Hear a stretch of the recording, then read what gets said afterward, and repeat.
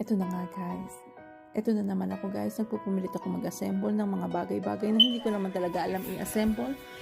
Pero kailangan kong gawin guys. Siyempre, single life. Ayan ang aking dinner for tonight. Hopia and water and boxes.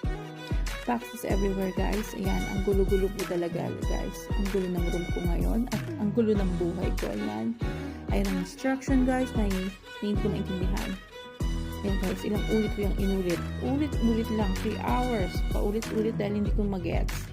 Hindi ko magets yung mga instruction at kung ano-ano mga bagay na yan, hindi ko nga alam. Pagod na ako dyan guys. Pero kailangan natin gawin.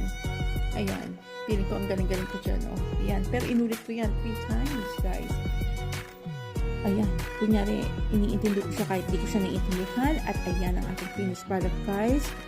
So, it's ready guys. Meron na akong laundry basket. Pag kayo pumunta sa clinic, ready na siya.